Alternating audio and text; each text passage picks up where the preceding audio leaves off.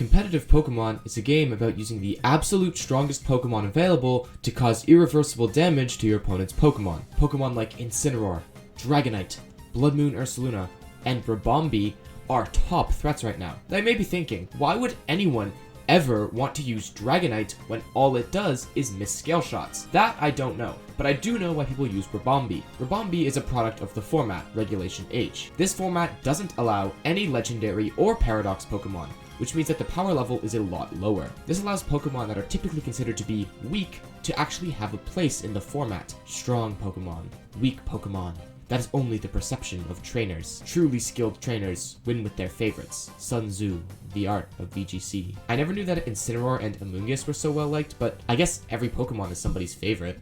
These Pokemon seem to be so universally loved by trainers because of their bulk and utility, which can be very frustrating to go up against because of how hard it can be to remove these Pokemon from the field. But Ribombee can actually help with dealing with these really bulky Pokemon. No, Ribombee can't instantly knock out any of the Pokemon in the format with the power of friendship, but it can provide very valuable support. To understand what Ribombee actually does, we have to understand the team that it is used on.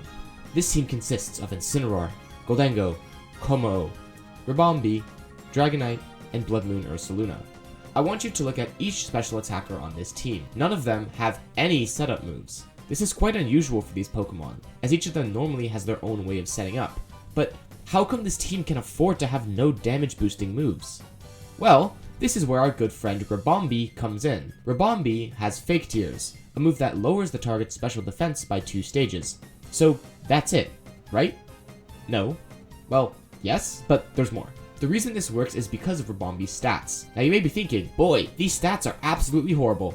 And you're absolutely right, all except one, speed. Now even still, you might be side-eyeing your screen and going, well, Fluttermane has 11 more speed than Ribombee, so Ribombee isn't even that fast. But it's important to keep in mind that this is Regulation H, a format where Pokemon like Fluttermane and Iron Bundle are banned. 124 is actually really fast for Regulation H, only being outsped by a few Pokemon like Kilowattrel, Dragapult, and Talonflame. However, none of these Pokemon particularly like going up against Incineroar or Blood Moon Ursaluna, allowing for Ribombee's weak points to be compensated for by its partners. Since Ribombee has such low defenses, players are running the Focus Sash to make sure it can survive hits, so it can use its high speed stat to click Fake Tears. Ribombee also gets access to Tailwind, a move that doubles your team's speed for 5 turns. This team is relatively slow, and having access to Tailwind allows it to outspeed other teams that may otherwise have the speed advantage. Since Ribombee is already so fast, you can actually set up Tailwind before your opponent attacks, meaning that you could gain a huge advantage from the start of the battle. Now,